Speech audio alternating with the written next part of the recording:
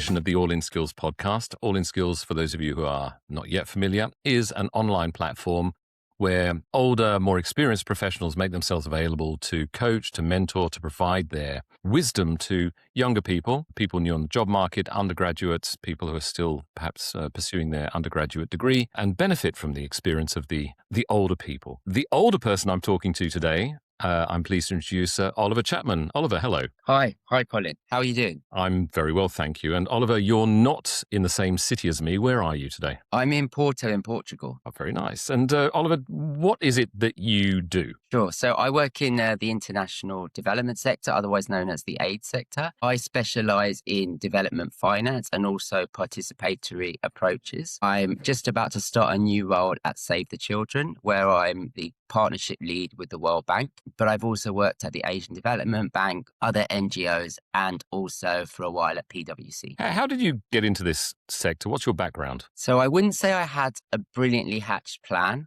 from the very beginning. I wasn't sure what to do when I left university. And as something in a way to keep me going, or I thought a good start, I decided to apply to PwC for their accountancy stream in the public sector. And so I did that. I got qualified and worked there for around 5 years in total. And then I moved into the international development sector proper, starting at Plan International UK. Let's just go back one step. What did you study at university? I studied economics and political science. I mean, I always was really interested in politics, so that was a natural thing. And I'd done it was called, I think it still do exist actually, A-levels in the UK. I'd done my A-levels. One of them was in politics, and my teacher really encouraged me to carry on in that area because she thought I had real potential. So that was inspiring for me. And then I felt economics would be good because it might be a bit more practical. But I guess I wouldn't say a regret, but something I wish I'd done is apply myself a bit more on the economic side to really get under the skin of what it meant. I think I did the bare minimum to get through university. I benefited in a way from the fact that education was almost free at that time, which obviously financially was good. But I think it meant that the quality of teaching was really poor. And I do feel like, I wasn't shortchanged because I didn't have to pay for it, but I felt like if I had have had to pay for it, it would have been poor. And I think one of the things about now, it's much harder for young people, and I really appreciate that in terms of all the loans and things like that in the higher education sector. But I think the advantage is that you can't get away with sort of a poor quality of instruction anymore. Like, it has to be of a reasonable quality because people are paying for it, so they demand sort of a better service. How was that entry-level jobs at PwC back in the day? Was that a common route for new graduates? I hadn't really thought about accountancy, about what it would really involve. And I don't think I really enjoyed the day-to-day. But the good thing was that you're part of an intake with a whole bunch of people of a similar age. And in my 20s, was able to have a really good time. It's very social. There's a sense of like camaraderie that you're sort of, moving up through the system together. And I'm still in touch with quite a few people from there. So the actual job was auditing, or mainly was auditing. I didn't enjoy that myself. I think, for me, a lesson I think for young people is where you can to sort of just delve into as much as possible, thinking about like, what does the day-to-day look like in a role, and see and really have a good think about, is that what you'd like to do? But it was a good training in terms of giving some core skills that I think are useful in many areas. And yeah, like I said, it was really fun as well with the peer group. The PwC recently announced that they were cutting thousands of entry-level graduate jobs. I think they've obviously had to adapt. And now with AI, especially where if you just take the auditing job in terms of tasks as an example, in terms of what you could do with just feeding stuff into an AI, and it could almost do that work because it's not very... It's a bit like saying it's not rocket science. Do you know what I mean? You have to check one thing against another thing. They put something in the accounts. You need to check that's backed up by the source documentation. And so I can see why that is resulting in removal of jobs. But hopefully it means that the jobs that there are more interesting. So I think that's the advantage. The time that you were at PwC as a new graduate with a large intake of people, was there a career path? I personally didn't have the energy to sort of do my full-time job and have fun and then go out and seek all these opportunities that was probably buried there within there, all of their internal systems and the intranet and the different tools that were there. I think it's really good if you do get that opportunity to just do as much as you can to get the most out of it. Because at a certain point, for me, it was only a couple of years after qualifying, I decided I didn't really enjoy going out to clients every day, just being part of this massive machine, and also quite an indirect relationship with impact, because your role is to audit a set of accounts. So in terms of the actual impact that the organization are having. So I wanted to get closer to that impact. And that's when I made the move into the NGO sector. So I think there is loads of potential there. It's almost like a continuation of university. And if you love that sense of being in a peer group, and the goals are very specific in terms of making money for the firm and being as efficient as you can. And if you enjoy all of that and working to those metrics, then it can really work. But that wasn't for me. What kind of clients were you working with in that initial period? Mainly public sector and charities, and then a few private sector firms. But towards the end, I did a secondment with what's now called Department of Trade and Industry. And that was the most interesting part, because, and I probably should have tried to do something more with this, but I was assigned to a team of 3 that was doing an internal review into what was called the Coal Health Compensation Scheme, which is a scheme to compensate miners for the respiratory and physical injuries they had, and from the drilling, this vibration-related illness. And what happened was that a judge had made an award, but rather than thinking about setting up a structure, had just said, yeah, and therefore you're owed money. And there were lots of small claims. So a bunch of law firms piled in to represent all of these miners. And in the end, they spent £7 billion in total on the scheme, but 3 billion went to lawyers because there was no actual structure to it. So we did a review to learn lessons from that. And I worked with a senior civil servant, and that was really interesting. So it was quite a contrast from auditing, like ticking off invoices against a set of accounts, to doing that. And so I think that probably made me even more, because when I knew I was going back, that made me even more anxious to move on. But one thing I'd actually say, and of course, I think it's all about self-awareness, and I'm probably not the most self-aware person, but is that I do have my head turned quite easily and think, oh, that looks so much better. That looks so much better. So if you can do as much research as you can to work out the thing you really want to do, then that obviously works out well. And I know it's much easier said than done, and I'm not a brilliant example of it. So I would give that advice. At what point did you qualify as an accountant? I qualified about 4 or 5 years after leaving university. What was it that pushed you in the direction of, accountancy, and this is the thing that I think I can pursue? I think it was because for a short while I tried out public relations, because I'd done a sabbatical year in the student union of my university, and I thought I really loved all that kind of PR side of things. So I tried that out, and it wasn't for me because I don't really like all the cold calling and that sort of things. So I'd already decided to ditch one thing. And so when it came to this opportunity, you could join this scheme. The salary was quite good for those entry-level jobs, and it had that sense of security. I think I was there for it. I'm in this situation where neither of my parents went to university. And I think when you are in a situation where neither of your parents have been to university, trying to figure out, like, on the one hand, you feel this pressure that, you should get out in the world and start to be independent and earn a living. I didn't have necessarily a really clear sense of direction. Did you have other priorities apart from, let's say, money? But were there other things you wanted to do, like travel, or I don't know? Was there other ambition there? Yeah, definitely. I think I wanted, I don't know, to make a difference is a sort of, a bit cliched, but there was that. And I also did really enjoy getting out and seeing the world. And since I've been in the international development sector, I've actually got out to around 20 or 25 countries, mainly in Africa and Asia, with my work. So I love that. I've taken a couple of career breaks for like backpacking, one in South America, one in Asia. I think, looking back, seeing things in the round, there are some things in terms of security and money and things like that. But then if I'd have been, just literally stuck in accountancy and staying in the same place and doing that for the last 25 years, I don't think I would be happier than having had this kind of variety and having been able to see the world. Okay.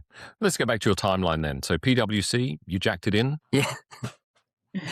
So then I joined Plan International UK and I started off as financial controller. Can you And then, explain what Plan International UK is and sure, it's does? an international NGO. The focus it's slightly changed, but now the focus is on equality for girls and rights for all children. But back then it was more purely just generally children, more sort of gender blind. And it works in about 50 countries, developing countries, and supporting their overall development and progress, areas like health and education, things like that. And so I started there, and then I was keen to get more, like I said, to see the impact. So I did a little bit of work supporting the grants process, and then I became a grants manager.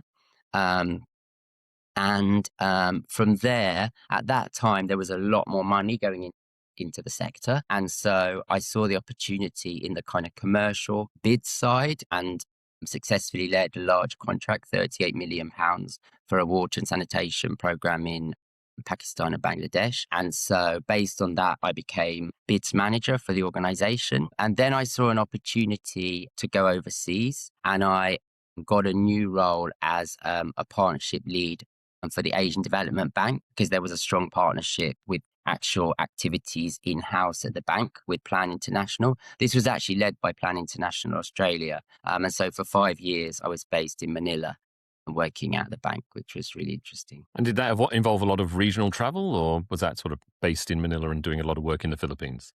It wasn't at all focused on the Philippines, because that's just where the headquarters is. So it's equally spread across the region in terms of our priorities. And there's around 45 developing member countries where they have programs in all of those countries. And that includes a lot of the small Pacific islands as well. And so I did quite a bit of travel. I got to places like Cambodia, Korea. That was not, they don't have programs there, but we got a couple of stuff going on in Korea, Fiji, where else? Indonesia as well. So a little bit of, travel around the region.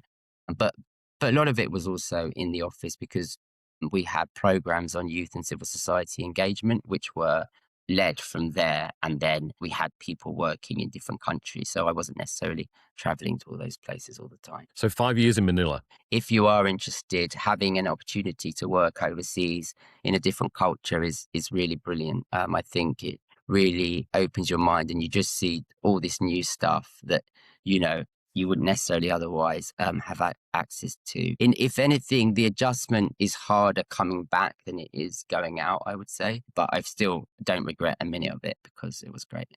Was it a motivating thing for you then to look for roles that could give you the opportunity to live and work in different countries? Yeah, I would say so. I'd say that when I was first offered the possibility, because it was through a recruitment agency, of joining Plan International, I think the idea that, oh, wow, they have programs all over the world and I might sort of be able to go to these different places and experience different cultures, that was a strong motivating factor. So I fell into it a little bit by accident, but also once I was presented with the opportunity, it seemed like a great thing. And then at the point I applied to go to Manila for that role, me and my partner had sort of discussed it, and we decided that if there was an opportunity like this that did come up, it would be a good thing. So I'd been looking for that kind of thing, when it came up, and then I managed to get this job. Yeah, it was good. In the organizations you've worked in, so from PwC and onwards, I don't know if the word is mentorship exactly, but that sort of role, mentorship, line management, the support perhaps for the career within the organization, for support for the work that you do and the decisions that you make. Do they have strong structures, or have you found it much more sort of independent work, like work it out yourself? I think it's been a completely mixed bag. I think one of the challenges, if I was sitting in an HR department, which thank heavens I'm not, is that you sort of need to come up with some training that you think is generic enough that it will suit like loads of different people doing lots of different jobs. But at the same time, you want to really enhance the skills that people have. And I've done general management training a bit, but not a huge amount in terms of all the training I'd done. And one of the things I think would be good if I was to have a recommendation for firms and other employers is that just teaching people how to manage is a really important thing, because you end up leading a team. I've led several teams and no one's told you, well, what does that really involve? You've got all these staff under you, but it's like, what do you actually do to manage a team? And I think I've learned just from experience what that involves. But it isn't necessarily always completely obvious, because most of us in this world now work in offices or at home, but in that kind of job. So another person is doing a role. So you can't literally follow every single tiny thing they do. They're going to do their job. I'm going to do my job. So how to actually manage them and coach them and mentor them and all of those kind of things we're talking about, I think is a really important sort of skill set that's probably under looked after in terms of the way that organizations work, I would say. Do you think that's a culture within organizations that needs to change, or is that something that you mentioned that HR departments need to get a better handle on? Ideally, yes, because I don't think it's anywhere near perfect, but I also have a lot of sympathy for them because I think it's a very difficult job to do. And of course, there's lots of providers out there who are offering services and they're doing their best to figure out, well, what are the services that would be best for our employees. So I think that whilst, yes, it could be improved, it is not an easy thing. But maybe if I was to have one thing I could say they should do, would be just focus on the basics and what does a manager do on a day-to-day basis, and maybe less of all the other stuff around it, which can be important. But if you're not going to get the basics right, then probably the other things aren't going to go well either. So where after Manila? Where did fortune take you? When I was finishing up, because I was on secondment, but it had been extended several times, and then the pandemic came along, so it was extended through the pandemic. Then I was asked back to do some consultancy work for Asian Development Bank directly, which was doing some consultations with civil society organizations around Asia, because they were updating what's called the safeguards framework. So it's a sort of do no harm policy. It's very important policy, so that, for example, if you were to build a big piece of infrastructure like a dam or something, what happens to the land that's flooded? Like, how are those people compensated, and how do you ensure they get like for like accommodation and all of those kind of issues? So it's a really important area. And it was the first time that the sexual orientation and gender identity kind of piece was coming into this framework. So I did the consultations on that, and which was really interesting. And then, but that had a kind of a limited shelf life. And then my partner and I decided to come back to the UK. And so I got a job at Plan International, the global headquarters. So I was senior executive advisor. It's a kind of chief of staff type role for the global CEO. So it was quite important because it's a 10,000 person organization. But one of the challenges was that at that kind of time, there were huge cuts going on across the sector. Governments were pulling back funding. And so it was really a time of really pulling back. And there were a lot of internal discussions about how to do that. And in the end, my role was made redundant because there were just huge cuts. And since then, I've been doing some consultancy and then just starting this new role at Save the Children. If you think about the cohort of people that you went in to PwC with, and you said that you were still in touch with some of them, how diverse are the routes that people have pursued since those days? Yeah, most of the people have stayed much more closely to the finance area. So they've gone in a more linear progression, I would say. And I think quite a lot of them are finance directors, that kind of role, or they manage quite chunky parts of local authorities and things like that. So I think because they followed a more linear route, they've sort of taken those steps up. But yeah, I think it's all about who you are as a person, because ultimately for them, that's what they were interested in doing. Right. Do you ever think that at some point you might want to go back to a more traditional sort of role, or is this the area you'd like to stay in for the rest of your career? Yeah, I'm really happy with my new role. I would love to progress this partnership with the World Bank. because actually my reading is that over the next few years, probably other routes to development are going to be much harder to do because, for example, like the UN or EU, these kind of budgets which are purely from taxes, essentially, they're public subsidies, they're only just going to decline. Whereas the banks, they follow a more, they recycle capital. So they invest and they get a return, and then they keep investing. So I think that is going to be a much more viable way to go. I'm not happy that the other forms of finance are going to be less viable, but just in terms of the direction of travel, I'm really excited about helping to ensure that sort of those investments actually support like the most vulnerable people. And so if I can make a contribution to that, then I'll be very happy. If you were talking to a young person who's, as you were, finishing their degree in politics and economics, and they're looking out at the landscape today, as a 22-year-old, for example, what advice would you give them? Yeah, I mean, everything has changed so much, and it definitely is tough out there. But with the tools that you have at your disposal, you've got to really make the best of those that you can. So the fact that you've got ChatGTP and whichever your preferred AI is, the fact that you can use that to explore things in so much more, well, I wouldn't say in more depth because it's still a robot, but I mean with so much more ease. The fact that you can just ask questions and then pursue different areas, and it can really help you to be strategic and to think about, okay, right, I have this goal. Help me figure out how to go about that. I think that can be so valuable. And I know that some commentators use a sort of phrase like, are you any good at looking around corners? But if you can, just think, what is the trend? Where are things going? How can I be ahead of that trend, or at least in line with that trend? And so it is a challenging time, but I think there are so many opportunities out there, and the pace of change is so fast. So if you can do what you really enjoy doing, and where you think, whatever the impact you want to have, where you think you can have the biggest impact, if you can follow that, you're going to be so much happier. Because one of the things I think I learned a bit late was that what you're good at is also what you like, basically. They're almost the same, invariably. And so if you can do what you like doing, you're going to be so much better at it anyway. And even if in the short term, it's harder to get on that first rung of the ladder, it's going to help you so much in the longer term. So really following that kind of approach, that would be my piece of advice. Oliver Chapman, it's been a really interesting conversation. Thanks so much for your time. Oh, and I thank you very much, Colin.